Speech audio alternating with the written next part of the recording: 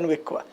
ఎందుకంటే రాజశేఖర రెడ్డి ముఖ్యమంత్రి హోదాలో దగ్గరకు వస్తాడు అంతవరకు, కానీ వాళ్ళ పనులు చేయించేదంతా కూడా కేవీపీ రామచంద్రరావు చేయించేవాడు. డబ్బులు కావాలంటే డబ్బులు అరేంజ్ చేయించడం, కాంట్రాక్ట్లు కావాలంటే కాంట్రాక్ట్లు అరేంజ్ చేయించడం, ఇట్లాంటి పనులన్నీ కూడా కేవీపీ చేయించేవాడు. కాబట్టి ఎవరితో ఇప్పుడు చంద్రబాబుతో ఎందుకు చనువు ఎక్కువ ఎన్టీ రామారావు కంటే కూడా. వాస్తవంగా ఎన్టీ రామారావు చంద్రబాబులో చంద్రబాబుకి లీడర్లకి పనులు చేయించి పెట్టడం అనేటువంటిది అలవాటు కాబట్టినే ఆనాడు ఎన్టీఆర్ని ఈయన గద్దె దించడానికి తోడు నిలబడ్డా. అంత స్థాయి కేవీపీకి ఉంది. కానీ ఈయన దురదృష్టం ఏంటంటే ఆ టైంలో ఈయన క్యాస్ట్ పరమైనటువంటి ఈక్వేషన్స్లో వర్కౌట్ కాక రోసయ్యని తీసుకురావడం అధిష్టానం. ఇంకోటి అధిష్టానం దగ్గర కేవీపీ పలుకుబడి కేవీపీ ఒక్కడే అయిపోయాడు.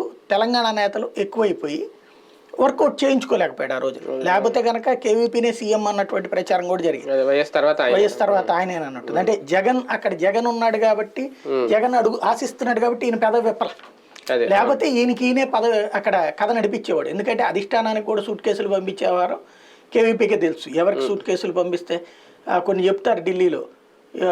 సోనియా తర్వాత అహ్మద్ పటేల్ వాళ్ళలో ఎవరైతే కీ పొజిషన్లో ఉంటారో వాళ్ళ డ్రైవర్ల ఇళ్లలో పెళ్ళిళ్ళకి కూడా డబ్బులు వెళ్ళాయట వీళ్ళ దగ్గర నుంచి. ఆ స్థాయిలో ర్యాపో మెయింటైన్ చేయడం అన్నటువంటి కేవీపీ చేశాడు. కాబట్టి రాజశేఖర రెడ్డి తర్వాత కేవీపీ అయ్యి ఉండేవాడు జగన్ కనుక ఆ టైంలో ఆశించకపోయి ఉంటే.